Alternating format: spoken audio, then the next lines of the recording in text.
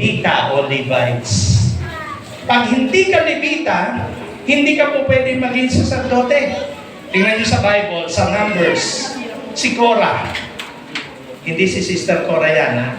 Si Korah at yung mga kasama ni Korah, gusto nila maging saserdote. Hindi naman sila ni Levi.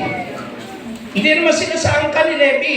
Ganoon ang Diyos eh. Kung ano yung inuutos ng Diyos, gawin. Anong ginawa nila? Saserdote din sila. Anong ginawa ng Panginoon? Biniyak ang lupa, nahulog sila at namatay sila ron. No?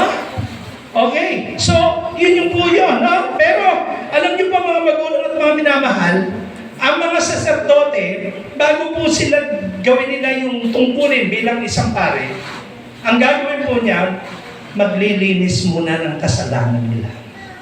Kaya may mga offering sa Bible, burnt offering, may mga sin offering, iba't ibang mga offering. Nakuha niyo po ba? Ang ginagawa nila, bago po sila gawin ang tungkulin ng pagiging pare.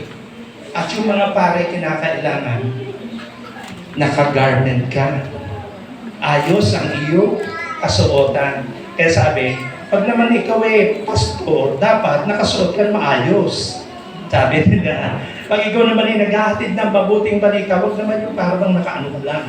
Naka-short pants ka riyan, nakaano, di ba hindi? Dapat maayos. Okay, pero alam niyo po mga batid, ngayon, tayo bilang isang mananampalataya ng Panginoon, inaano din sila sa paglilingkod para empowerment.